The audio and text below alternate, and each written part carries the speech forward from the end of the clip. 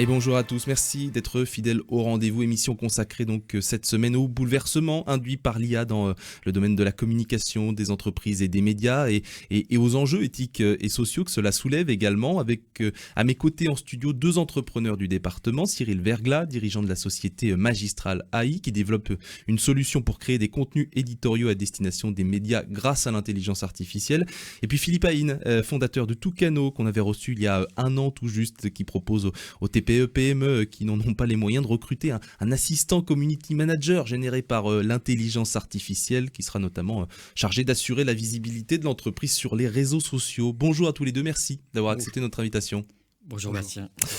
On va évoquer évidemment ce que vous faites l'un et l'autre. Juste avant, une réflexion, un regard sur l'IA. On a l'impression qu'il y a de moins en moins de réfractaires à cette technologie. J'allais dire forcé, contraint, Philippe Haïn, le train est en marche, il faut éviter la passivité absolument. Votre point de vue ? Alors on en parlait déjà il y a un an, mais effectivement, le train maintenant est lancé. Ça, comme toute adoption technologique, ça faisait un petit peu peur au départ. Vous avez l'impression que ça ne fait plus peur ? Ou moins ? J'ai l'impression que c'est devenu effectivement c'est devenu une habitude dans les mœurs, surtout au niveau des entreprises. On va dire au moins sur ce qui est de basique, en fait, sur la possibilité d'aller un petit peu plus vite sur l'écriture d'un texte, d'un email ou quelque chose comme ça, quoi. Donc une aide en fait à la productivité. J'ai l'impression que, comme le disaient en fait les chiffres de l'enquête de la BPI, là, c'est maintenant un acquis pour quasiment tout le monde. Cyril Verglas, votre regard là-dessus ? Oui, j'ai exactement le même regard là-dessus. On voit une adoption qui se fait, alors qui a été lente, mais aujourd'hui on voit les collègues qui utilisent, etc. Tout le monde s'y met et les entreprises l'adoptent massivement. Ils sont demandeurs de formation, de plein de choses, et c'est vrai qu'il va falloir former tous ces gens. Ça fait beaucoup. Ça fait beaucoup parce que ça va à la fois de la compta au RH, aux commerciaux. En fait, il y a énormément à faire, mais tout le monde s'y met. Alors, tout le monde bricole un peu dans son coin, en fait, compte. Il y a aussi des secteurs, on l'utilise, mais on ne le dit pas. Enfin, voilà, c'est le jeu. Après, les entreprises vont devoir cadrer tout ça aussi pour mettre des règles. Aussi, les données qui sont diffusées dans les LLM, voilà, qu'est-ce qu'on peut mettre, ne pas mettre. Mais l'adoption se fait majoritairement et en plus, les nouvelles générations l'adoptent déjà à l'école. Donc forcément, ça arrive sur le marché du travail. Ça arrive très vite. Évidemment, vous participez aussi à la démocratisation de cette technologie à travers les sociétés que vous conduisez. En quelques mots, si vous deviez résumer, Cyril Verglas, l'activité de Magistral AI, vous diriez quoi ? À quoi ça sert concrètement ? En fait, ça sert à créer du contenu expert. Je dis bien expert dans le sens où on vient sur Magistral pour créer des articles vraiment assez poussés, où il y a beaucoup de sources, où on met beaucoup de contenu pour ressortir un contenu qui sera, on va dire qu'il n'y aura pas d'hallucination, parce que c'est ça aussi le problème, on en reparlera, je pense, ça, des hallucinations. Mais je dirais que c'est... Nous, ceux qui viennent, c'est à la base des experts pour gagner du temps. Parce que, donc c'est des médias, c'est des créateurs de contenu. C'est principalement des créateurs de contenu de type média, groupe média ou éditeur de sites. Et là, plus récemment, en fait, on a une nouvelle branche en fait, qui est vraiment ce qu'on va appeler le légal, le juridique, en fait, sur les cabinets d'avocats, mais plutôt sur l'analyse et la production de documents. Mais donc, c'est pour leur permettre d'aller plus vite encore. Plus vite et aussi, pas que plus vite, c'est aussi, on va dire, oui, plus vite, ouais. Ouais, on va dire plus vite, c'est vraiment le bon mot, gagner du temps. En fait, je pense que le temps, c'est le nerf de la guerre. Et aussi sur l'analyse, il n'y a pas que plus vite, parce que l'IA, des fois, peut voir des subtilités, en fait, dans l'analyse de la donnée, que... on ne voit pas forcément au premier coup d'œil parce qu'ils sont très éloignés en termes de données, et elle arrive à recouper tout ça et à faire des connexions entre certaines données, et elle peut vous présenter des choses que vous n'aviez pas vues en fait aussi. Juste une petite précision, qu'est-ce qui fait la différence entre Magistral par exemple et ChatGPT? Moi je sais pas, un média qui déciderait de faire un article sur ChatGPT, il pourrait lui demander. Oui, oui. Alors, le truc c'est que vous allez lancer sur ChatGPT. Non mais voilà, je ne lance que celui-là. Mais... la chose c'est que ils ont une base, en fait ils sont entraînés sur une base, donc ils vont se servir de leur base de connaissances et en fait ils vont avoir ce qu'on va appeler... pas des hallucinations, mais ils vont avoir... des biais. Ouais, des biais, et surtout, en fait, ça va être uniquement mathématique, enfin algorithmique. Donc, ça va être le chat a mangé là, souris, point. Donc, voilà, il y aura pas de plus de nuances, plus... Et en fait, il faut rentrer un maximum de données. Donc ça, on ne peut pas le faire. Rentrer, je ne sais pas, nous, par exemple, on peut rentrer jusqu'à 500 000 mots pour pouvoir l'alimenter. D'accord. 500 000 mots, des rapports, etc. Et on lui demande de rédiger sur ça, sur ce type de données. Donc, elle ne va pas forcément utiliser les données d'entraînement. D'accord. Donc, on a plus de véracité, en fait. Donc, c'est surtout ça. Et après, on peut faire des contenus beaucoup plus longs. Aujourd'hui, on ne communique pas dessus, mais aujourd'hui, on est capable de produire des textes qui font jusqu'à 500 000 mots sans problème. Donc, on peut produire un livre en une seule génération. Donc, ça, c'est possible. En peu de temps, j'imagine. Ouais, 15-20 minutes, je pense, à peu près. C'est hallucinant, ouais. Voilà, donc ça, des textes longs, ChatGPT, il s'arrête, lui. Vous lui demandez, il s'arrête, et puis du coup, vous allez avoir ce que nous, on appelle des patterns. Il va commencer par dire c'est crucial, etc. Et puis il va finir par une conclusion. Il va faire des textes pavés. Nous, par exemple, sur Magistral, il fait des tableaux, il fait plein de choses, en fait. Les listes à puces, ils en font aussi, mais des listes à puces, plein de choses. En fait, pour pouvoir ordonner le contenu et surtout redonner quelque chose d'agréable à lire et surtout structuré. Structuré avec une expertise. Ouais. De votre côté, Philippe Cano, là, l'idée, c'est quoi? C'est de proposer finalement à des entreprises qui n'ont pas forcément le temps ou les moyens une aide à la gestion des réseaux sociaux? Complètement, ouais, c'est ça. La majorité en fait des utilisateurs que l'on a, c'est des personnes en fait qui n'ont pas le temps de s'en occuper, qui n'ont pas forcément les ressources en interne et qui n'ont pas beaucoup de budget à allouer et qui souhaitent se lancer avec une solution d'assistanat en fait à leur côté. Parce que c'est nécessaire d'être visible néanmoins, même si on a du mal à finalement mesurer la rentabilité de ce qu'on fait sur Internet. Alors justement, effectivement le paradoxe, c'est qu'il faut évidemment être visible, mais on a énormément de mal à évaluer le retour sur investissement des actions.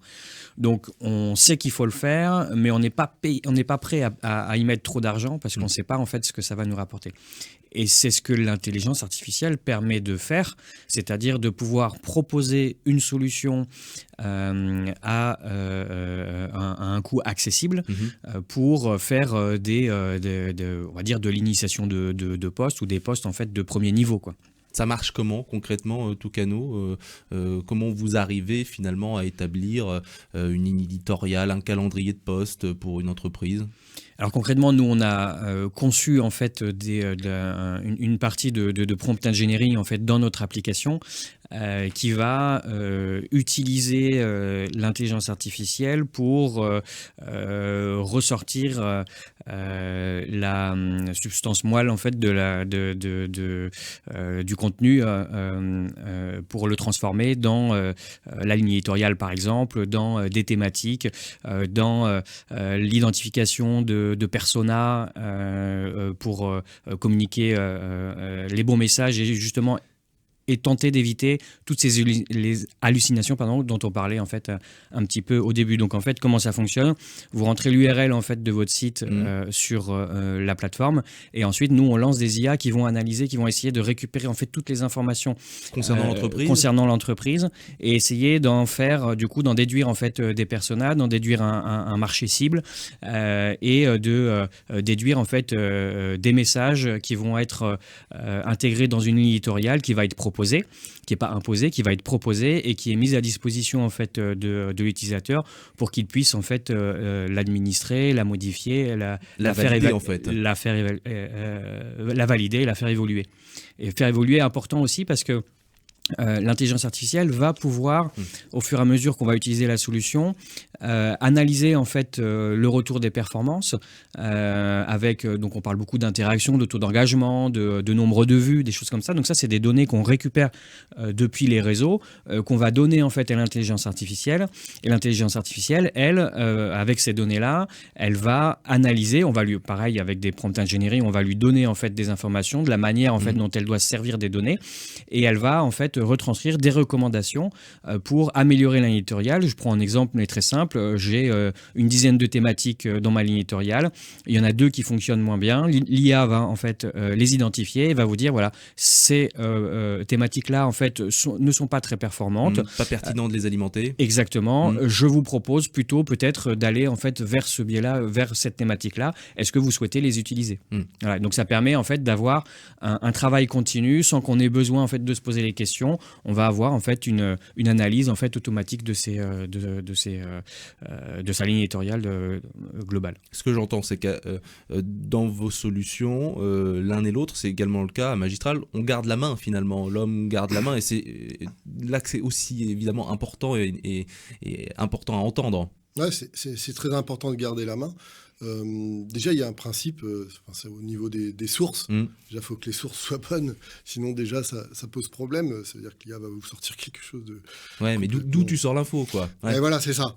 Donc, soit on a le contrôle des sources, soit on laisse l'IA gérer les sources. Par exemple, chez nous, soit la personne ajoute ses sources, soit en fait nous on s'en occupe. Quand je dis on s'en occupe, voilà, on détermine en fait les sources à aller chercher, on les analyse. Voici celles qui sont fiables. Alors fiables, ouais. c'est toujours c'est toujours le problème, c'est que nous on peut pas déterminer si elles sont fiables à 100%. Par contre, ce qu'on peut faire, c'est que nous on remet les sources qui ont été utilisées, et si à un moment donné on veut les enlever. Donc, on a la main sur les sources qui ont été utilisées. Et ça, c'est important, parce que du coup, il peut avoir une source qui s'est glissée à l'intérieur, qui n'est pas très bonne finalement, parce que tout simplement, on fait comme la plupart de nos collègues, on va sur Google, en gros, rechercher, on va dire, du contenu. Donc, il suffit qu'il y ait un petit malin qui soit bien placé et que le contenu soit pas terrible. Et du coup, ouais, ça peut poser problème. Mais c'est pour ça qu'on propose d'ailleurs la solution de pouvoir ajouter soi-même ses URL, ses sources, etc. Et là, on ne prend pas du tout en compte, en fait, nous, on ne va pas chercher d'autres sources. D'accord. Et ça, c'est important, parce que du coup, ça veut dire que si on est consciencieux dans son travail, je pense à un rédacteur, par exemple, un rédacteur web, il déplace un peu sa compétence. Il écrit moins, mais par contre, il fait plus un travail, je ne vais pas dire de journaliste, mais du coup, il est plus dans la recherche de sources, dans la véracité des sources. Il laisse l'IA écrire et il la corrige et il revoit. Donc, c'est un peu un déplacement, en fait, mais est-ce de qu'on a du curseur. temps, tiens, finalement, parce que, j'allais dire, de partir d'un brouillon amélioré, est-ce que c'est pas... c'est bien plus qu'un brouillon amélioré, hein, mais... parce que, non, il y a beaucoup de textes qui ne sont pas retouchés quasiment. D'accord. Enfin, il y a quasiment pas de retouches. Après, comment on arrive à ce résultat ? En fait, pour expliquer la mécanique, c'est que en fait, il y a plusieurs agents et en fait, chacun s'occupe de quelque chose. Par exemple, on rentre, il y en a un qui s'occupe de dire, voilà, si vous faites pour le référencement, il va dire voilà ce qu'il faut. Il va passer à l'autre agent qui va lui dire, voilà, fais le plan de l'article. Il va passer à celui qui écrit, celui qui contrôle, etc. C'est des solutions. On appelle ça les chaînes de pensée, en fait. Voilà. Et comment vous garantissez l'un et l'autre, finalement, le caractère unique du post ou de l'article, puisque on a aussi beaucoup ça, et c'est ce qu'on dénonce aussi beaucoup avec l'intelligence artificielle, c'est cette standardisation en fait, des contenus, Philippe Hain. Alors nous, on ne garantit pas. D'accord, comme ça au moins c'est clair. Voilà. Mais par contre, c'est pour ça qu'on précise bien que c'est un outil et que c'est un assistanat. C'est-à-dire qu'en fait, il y a une première version. L'idée, c'est effectivement de gagner du temps. Ça fait gagner globalement 80% du temps qu'on aurait mis en fait, à y passer si on n'avait pas utilisé la solution. Donc, c'est quand même assez conséquent. Donc 80% des tâches d'un community manager physique, quoi. Sur de la répétition et sur des tâches de base, oui. D'accord. sur des tâches de base. Après, c'est vrai que pour le moment, il y a encore des biais ou des limites en fait sur, par exemple, la vidéo, des choses comme ça. Donc là, l'humain est encore en fait totalement utile. C'est ça que la vidéo n'est pas exploitable pour l'instant. La vidéo, c'est pas encore hyper exploitable mais bon, on y viendra, Mais c'est vrai que pour le moment, c'est encore assez faible. Le caractère unique le caractère unique, que vous proposez. En réalité, c'est pas nous qui le gérons, ça. C'est plutôt l'utilisateur. Parce que si tout va se passer dans le prompt, en fait. Si tout le monde pose les mêmes prompts, il y aura les mêmes réponses. Alors, les mêmes réponses, pas écrites. Oui. Pareil, mais les mêmes réponses. Par contre, si on a une différence entre... il suffit de changer un mot pour que tout bascule. Mais en gros, oui, c'est aussi votre... on va dire la façon de l'utilisateur de poser la question. Si dit... je sais pas, on prend un exemple. Si écris-moi un article sur le jardinage, tout le monde pose la même question. On va avoir des articles un peu bateaux similaires. Par contre, le jardinage fait un zoom sur l'influence de la Lune, etc. C'est plus on va développer en fait des idées, et plus il va être unique en fin de compte. Parce que l'association en fait de combinaisons va faire que on va avoir un article unique et qu'il y a très peu de gens qui vont faire le même prompt que nous en fin de compte. Plus on lui donne de la data personnalisé, et évidemment moins il y aura de ce qu'on appelle de bruit ou d'hallucination autour de l'écriture, ou voire même de la génération en fait d'images. Que ce soit Tucano ou Magistral, ce sont des solutions qui ont été commercialisées récemment, 2024. Quel démarrage d'activité concrètement aujourd'hui? Est-ce que ça prend? Est-ce que le nombre de clients a tendance à augmenter? Philippe Haïn, on en est où? Alors nous, ce qui est sûr, c'est que ça répond à un besoin, ça c'est sûr, parce que nous, on a plusieurs centaines d'utilisateurs. Ensuite, comme tout nouveau modèle ou modèle de SaaS, en fait, on se recherche sur la partie freemium, la partie abonnement, etc. Donc, transformer un utilisateur freemium en abonné, c'est toujours la chose la plus complexe en fait qu'il puisse y avoir. Mais en tout cas, ce qui est sûr, c'est que il y a ça répond réellement en fait à un besoin. Donc il y a des utilisateurs effectivement qui sont sur la plateforme. Combien vous arrivez à mesurer ou pas? Nous, on a environ, donc depuis un an, on a à peu près 1000 utilisateurs en fait qui se sont inscrits sur la plateforme. Ok. Voilà. Démarrage qui vous satisfait? Sur le nombre d'utilisations, oui. Sur le nombre de transformations, en abonnement, un peu moins. Parce qu'elle est de quel ordre? C'est inférieur à 10%, donc c'est effectivement assez faible. Et vous savez pourquoi? Alors on travaille effectivement dessus. On a fait récemment un user test en fait en réel, et on s'est aperçu que ce qu'on avait créé en fait de base était peut-être un peu trop technique, par exemple pour le persona cible en fait que l'on visait. Et donc on a justement retravaillé une nouvelle version pour que ce soit plus fluide, plus facile de compréhension pour des personnes novices en fait, et sur l'intelligence artificielle et sur les réseaux sociaux, puisque ça allie finalement deux types de métiers. Et on a les premiers résultats, parce qu'on vient de sortir cette nouvelle version, qui sont vraiment très très positifs. Donc on est très confiant en fait là-dessus. Du côté de Magistral, on en est où? Là, on a réellement mis les bêtas en décembre. D'accord, donc les phases de test. Ouais, les phases de test. Donc janvier, en fait, on avait été précipité parce que les utilisateurs ont commencé à s'inscrire alors qu'on était en bêta, alors que c'était pas prévu. Là, on va être à 575 à peu près. On va atteindre 600, je pense, à la fin de la semaine. 600 utilisateurs. Pareil, on est exactement dans la même configuration. En fait, il y a le freemium, voilà, les gens viennent. En fait, je crois qu'il y a aussi, quand on fait de l'IA, en fait, il y a beaucoup de curieux aussi. Oui. Il y a un phénomène de curiosité au départ. Il y a la curiosité. Après, ça se tasse. Et pareil, on constate, on doit être autour de 8 à 10% après en conversion, on va dire, payant.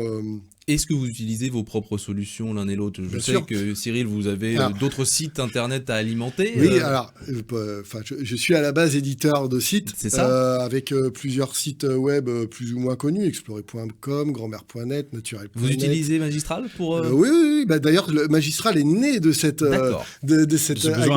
besoin, en fait. Et en fait, je travaille aussi avec des groupes médias. Et eux m'ont dit, mais comment tu fais ça?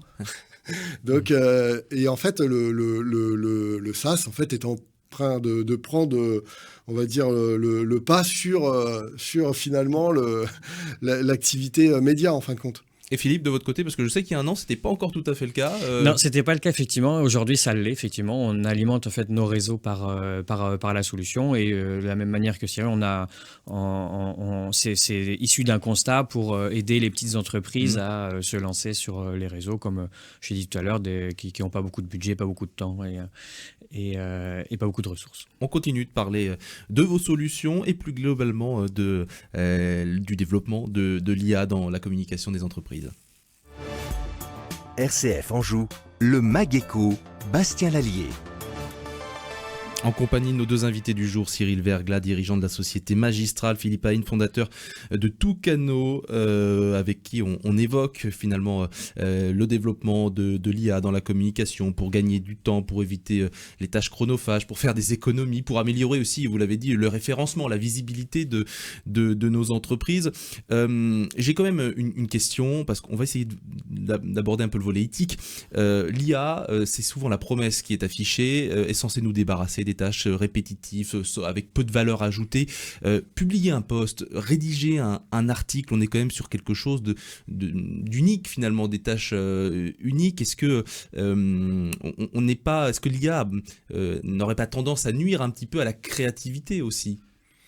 À la créativité, non, je pense pas. Non, c'est plus, faut le voir comme un stagiaire en fait, hein, je pense, qui va venir, on va dire, ça marche pas du premier coup, faut tester, faut refaire. Et puis ce que je disais un peu en fait, si on rédige et qu'on n'est pas expert du domaine dans lequel on rédige, ça peut être problématique. Parce que du coup, on va pas voir les erreurs, on va pas voir plein de choses. Enfin, je passe pour les textes longs, etc., qui sont plutôt experts. Et de toute façon, il va falloir être créatif aussi dans le prompt, quelque part, pour lui dire comment tu... Parce qu'il suffit pas de dire une phrase, en fait, il faut aussi dire, voilà, tu peux le construire comme ça, tu vas parler de ça, et puis rentre tel mot dedans, ou développe cette partie. Vous parlez de journaliste hybride, hein, carrément, Cyril Verglas. Oui. Demain, ce sera un journaliste qui déléguera une partie, et puis mais sera plutôt là en contrôleur, en affineur. Ouais, c'est ça, c'est ça. Je pense que... Et en ajouteur d'expertise. Ouais. Oui. Pareil de votre côté, vous voyez les choses comme ça, Philippe Hain? Moi, je les vois comme ça et surtout, je les utilise comme ça aussi. C'est-à-dire que nous, on crée des articles aussi sur nos différents sites, mais notamment sur notre blog, en fait, sur Toucano. Et on utilise l'intelligence artificielle pour générer, en fait, la première partie du texte. Et après, on vient y ajouter des exemples concrets de notre vécu, des cas d'usage, de vécu également, des images ou des exemples ou des schémas ou de concepts qui n'ont pas été pensés, mais qui nous ont amenés, en fait, à y penser grâce, en fait, à des idéations que va faire en fait l'intelligence artificielle à partir de millions de sources de contenu. Donc on continue de réfléchir, c'est ça? Donc on continue de réfléchir totalement. En tout cas, il est nécessaire de continuer de réfléchir déjà d'une part parce que le cerveau c'est un muscle, il faut l'entraîner, mais aussi parce que on parle de contenu unique. Pour rendre en fait le contenu unique, il faut revisiter en fait le contenu qui a été généré et surtout y ajouter sa patte.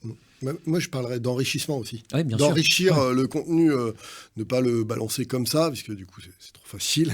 Vraiment l'enrichir, exactement comme dit Philippe. Rajouter les cas d'usage, même des photos, plein de choses. Enfin, il y a plein de choses. En fait, un article n'est pas simplement l'écriture, en fait. Hein, c'est vraiment un tout entre le média, enfin tout ce un ton, une vision. C'est effectivement tout un ensemble qui doit être encore maîtrisé en fait par l'humain. Donc, il est nécessaire d'avoir un community manager réel pour j'allais dire, contrôler, surveiller ce qui se passe. Comment ça se passe? Alors, pas forcément un community manager, mais un humain. Ouais. C'est-à-dire que moi, je suis solopreneur, par exemple. Donc seul, voilà. Voilà, je monte ma boîte en gestion administrative, en gestion de patrimoine. Je suis agent immobilier ou que sais-je. Bien, du coup, je vais quand même forcément avoir besoin de communiquer parce que je dois développer mon activité.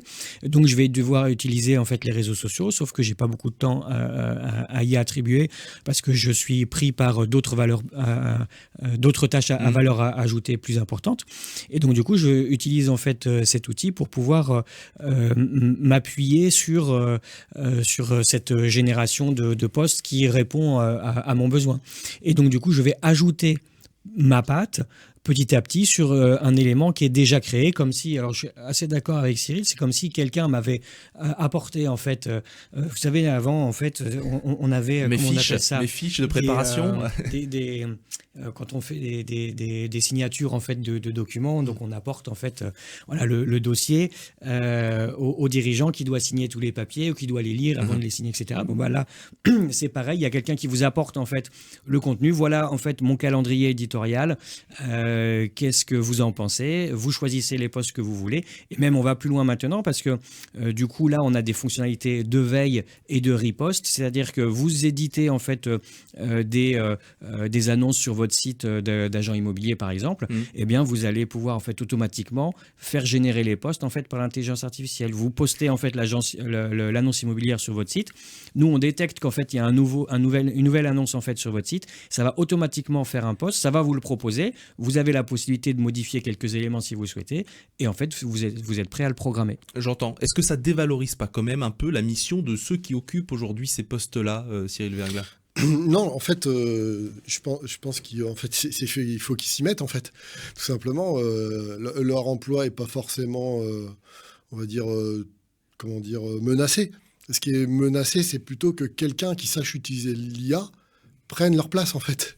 C'est plutôt ça, en fait, le risque c'est pas la machine qui va remplacer l'homme. Par contre, ça peut être un homme qui sait mieux utiliser l'intelligence artificielle. C'est ça. D'ailleurs, c'est Xavier Niel qui a dit, qui a dit ça lors du dernier sommet pour l'action avec l'IA. C'est les phrases qu'il a dites. Et donc non, faut un humain. Enfin, le tout automatisé. Faut essayer de le faire, mais à mon avis, on risque d'avoir des surprises à un moment donné. Mais non, il y a toujours un élément de contrôle à avoir à un moment donné. Voilà. Est-ce que juste de la part du public, est-ce que le contenu produit par l'IA, il est détectable en tant que justement texte écrit par l'IA, ou c'est vraiment indétectable? Non, c'est détectable. C'est ce que je parlais de tout à l'heure. On a des patterns. On a plongé dans ce crucial. Enfin, on a plein de mots, mais c'est un peu... Même avec Magistral? Non, ça, on les enlève, nous. On les enlève. Après, il y a toujours des restes. Hein. Il y a toujours des restes. Des fois, c'est plus fort qu'elle. Elle est obligée de le mettre. Mais en fait, le détecter, non. Enfin, nous, sur nos tests, parce que nous, on a produit déjà des milliers d'articles à la base sur nos sites. Quand on les passe dedans, des fois, on nous dit c'est de l'IA. C'est des trucs qui ont été écrits il y a 5 à 7 ans. À moins qu'il y ait quelqu'un qui avait découvert quelque chose et qui ne nous l'a pas dit. Mais non, c'est pas... C'est surtout que c'est pas le sujet, en fait. Le sujet, c'est pas savoir... Alors, c'est vrai qu'il y a des outils qui permettent de détecter, etc. Mais le sujet, c'est quelle est la valeur ajoutée qui est apportée. Aujourd'hui, par exemple, dans les algos en fait de Google, l'idée en fait c'est d'essayer de référencer des contenus dont la valeur ajoutée pour l'utilisateur va être très forte. Donc si on est sur quelque chose de très généraliste, on a probablement moins de chances de pouvoir être bien référencé, par exemple, sur les moteurs. Et après, effectivement, il y a des biais, c'est une révolution. Bon, ben voilà, évidemment, il y a J'en fais un pataquès comme ça au moins. Non, mais il y a des expressions ou des choses comme ça qui sont indétectables. Moi, ce que je recommande, c'est de toute façon jamais prendre une introduction, par exemple, qui est faite par l'IA. Toujours commencer les débuts de phrases, en fait, autrement. Et ça fonctionne vraiment. Sur les réseaux sociaux, on a un peu moins ce problème-là parce que il y a pas il y a moins cette notion en fait de détection en fait algorithmique. Si vous regardez sur LinkedIn, je crois que la dernière étude c'était que 74% des contenus en fait étaient générés par l'IA. Ah ouais. Mais pourquoi? Mais parce que en fait généré par l'IA, c'est aussi c'est un peu ce qu'on disait tout à l'heure, c'est s'aider en fait d'un outil de productivité qui va générer. C'est pour ça qu'on voit de plus en plus d'émojis finalement dans les avec les petites fusées, les petits machins. Exactement, parce qu'en fait il y a une grosse partie. Nous on aimait l'idée en fait du poste, mais l'idée en fait reste celle qu'on avait envie d'émettre, et on vient lui apporter en fait une personnalisation. Mais c'est vrai que je crois que c'est 74% des posts aujourd'hui par exemple sur LinkedIn sont en partie générés par l'intelligence artificielle. Mais on parlait de standardisation tout à l'heure. Effectivement, on a l'habitude maintenant, vous parlez de LinkedIn, de voir effectivement les posts à peu près faits toujours de la même manière, quoi. Fait de la même manière, ouais. Bon, c'est pas dommageable? J'ai envie de dire que de toute façon, pour moi, c'est le contenu qui prime. Donc en fait, c'est le fond en fait, plus que le contenu. C'est le fond qui prime plus que la forme. Il n'y a pas 25 000. En réalité, il n'y a pas 25 000 formats à utiliser si on veut faire plaisir en fait à l'algorithme. Juste, messieurs, on va terminer par ça parce que l'heure tourne. L'IA continue de se développer. D'ailleurs, c'est, j'imagine, pour vous extrêmement difficile de ne pas être obsolète dans les solutions que vous proposez, tellement ça va vite. Des améliorations, déjà des projets en vue d'améliorer vos solutions respectives pour Magistral, Cyril? Oui, alors nous, quand je l'ai dit tout à l'heure, en fait, on fait du média, mais donc on part sur le légal. Et du coup, donc plutôt les avocats. Ouais, c'est ça, ouais. On avait des bêta-testeurs et finalement, c'est très intéressant et ça les aide grandement en fait dans l'analyse de données, etc. Mais en fait, il y a des défis. Je prends un exemple simple. On doit faire certaines analyses, mais dedans il y a des brevets. Donc des PDF. Donc faut lire à l'intérieur des PDF les images. Faut les commenter, etc. Donc il y a des défis techniques. Alors aujourd'hui ça existe. On peut faire 50 pages, 20 pages. Donc aujourd'hui on arrive à faire 100 pages à lire ce qu'il y a aussi en images à l'intérieur, mais on va aller beaucoup plus loin. On va aller beaucoup plus loin pour lire des dossiers entiers, etc. Mais par contre, il y a tout le temps des nouveautés, tout le temps. Donc, on est toujours obligé de faire des mises à jour. Et toujours aussi, chaque matin, on se demande est-ce qu'on peut améliorer notre solution avec ce qui est les nouveautés, quoi. Ouais, ça s'arrête jamais. De votre côté, Philippe Hain, les projections? La même chose, c'est surtout là les améliorations sur les images notamment, les textes. Il y a beaucoup de textes qui sont générés sur les images mais qui ne sont pas forcément compréhensibles. Donc on en parlait en off ce matin, il y a des nouvelles IA qui arrivent et qui vont permettre de générer des images propres, encore plus propres que ce qu'il y a, probablement la vidéo en fait incessamment sous peu. Et là on vient d'installer une fonction de veille notamment qui permet de générer des posts à partir d'une veille. On parlait de sources fiables en fait tout à l'heure, donc à partir de sources fiables et donc de générer du contenu qualitatif. Bon, et puis on peut tester évidemment gratuitement vos solutions pour essayer de s'en convaincre aussi également. C'est la fin de cette émission. Merci à tous les deux d'y avoir participé. Cyril Verglas, dirigeant de la société Magistral AI, qui propose donc des créations de contenus éditoriaux générés par l'IA à destination des médias, mais pas que, aussi dans le domaine du droit maintenant. Et puis Philippe Hain, fondateur de Tucano, startup spécialisée dans la gestion des réseaux sociaux via l'IA pour les comptes d'entreprise, particulièrement les TPE et les PME. Tout à fait. Merci à vous. On continue de suivre avec attention l'évolution de vos sociétés respectives. Et puis pour réécouter ce Mageco, vous le savez, vous en avez l'habitude, rendez-vous sur rcf.fr ou sur notre page YouTube RCF Anjou. On se retrouve la semaine prochaine, même jour, même heure. D'ici là, belle fin de semaine à tous à l'écoute de nos programmes.